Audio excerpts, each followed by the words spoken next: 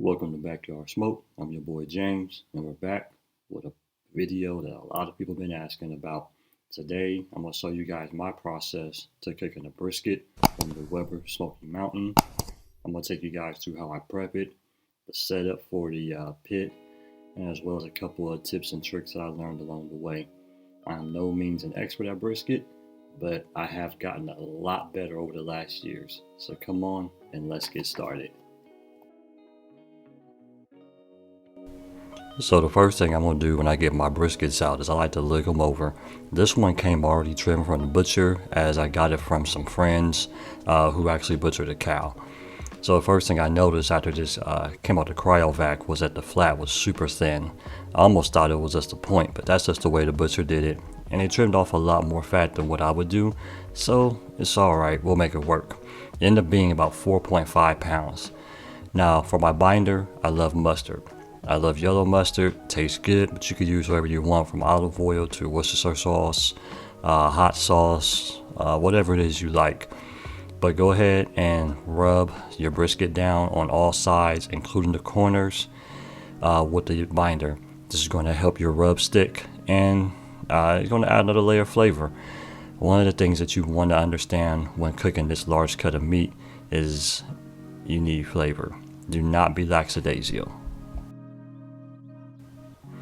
Now for my rub, we're going to be using the Hardcore Carnivore Black. I've seen it online a lot, and I was like, oh, I got to get into this. First glance, it smells wonderful.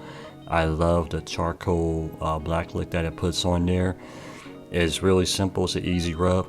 And if you don't like, store-bought rubs, feel free to use your own. Salt, pepper, garlic, and a little bit of paprika always does the job. But for this brisket, I was going for that really nice black charcoal look, and I did not want to overdo it with a lot of pepper. So just like with the binder and any other thing that you'll put on your brisket, make sure you be very liberal and make sure you get all sides of the brisket.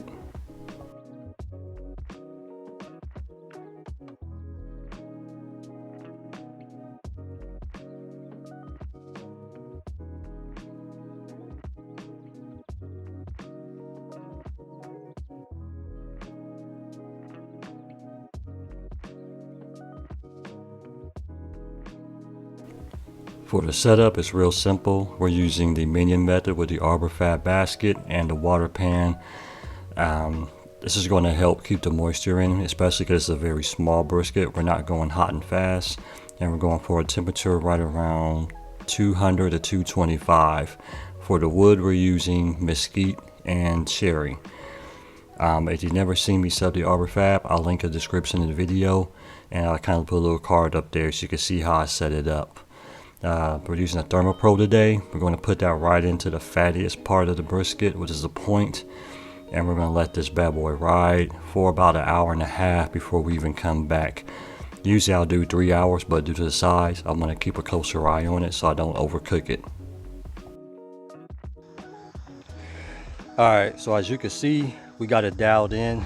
I can see right here around 225. We've been smoking now for 1.5 hours. We're going to go ahead and take a look. The ThermoPro was saying we're at 145, and we've been right around 225 now, between 200 and 225, like I said, hour and a half. So we're going to get the dot out and kind of see what we're looking at. So we're looking good. The crust hasn't really set yet. We're going to go right here, 145, 146. We're just going to go ahead and let it ride.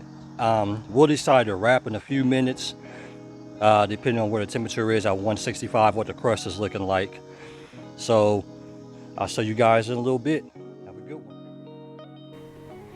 Alright, so we've got an internal temp of about 160 degrees at the stall. I figured that was good enough to go ahead and get it wrapped. I got a mixture here of beef consomme and some char, I forget what it's called, like a char sauce from Kroger's. So we're just going to go ahead and put that into the wrap and add a little bit more seasoning as well. This is also going to help bring that moisture, keep that moisture in the brisket. Like I said, it was trimmed very thin with not a lot of fat. So we're going to try to help it stay as moist as possible. You can also go ahead and inject with beef consomme or any type of other stock that you like. But I figured since we were using the water pan and going low and slow, we shouldn't have too much of an issue. Worst case scenario, we just have a couple of dry parts on the flat, but that's not uncommon. The point is my favorite, and as long as I kept that nice and juicy, I thought we could do an excellent job. As you can see, I'm not the best brisket wrapper, so I'll do the best that I can. I'll go ahead and put a little bit of twine on there just to keep it, tight. And we'll put it back on the pit. We'll put the probe back into the fat, and we'll put it back on the pit and let it go to about 195, and then we're going to start checking it for tenderness.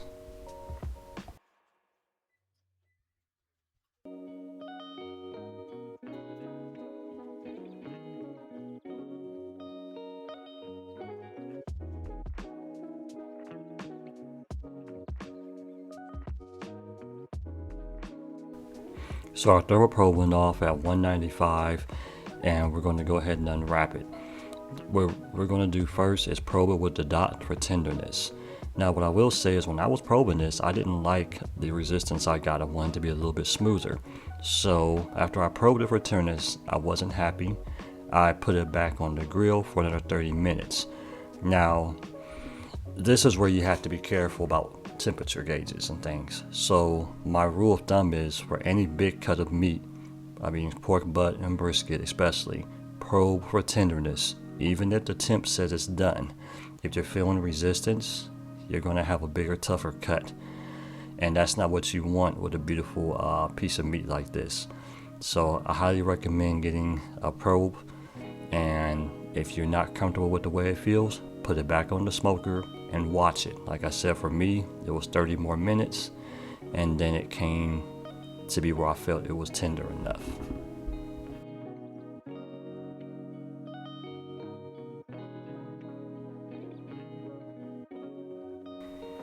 So after about 30 minutes and a 2.5 hour rest in the cooler wrapped in a towel, these are our results. My wife is an excellent cutter, so we went ahead and let her slice the meat. I really thank you guys for watching, and I hope you enjoyed and learned something. Feel free to hit me up in the comments and let me know if you got any questions. Until next time, God bless. Take it off. Trim it.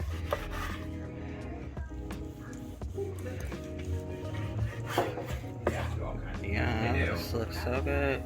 How thick you want your steak? Steaks over. Yeah, they do. They like. Yeah, you got it. You do. Oh yeah, and this passes the bench.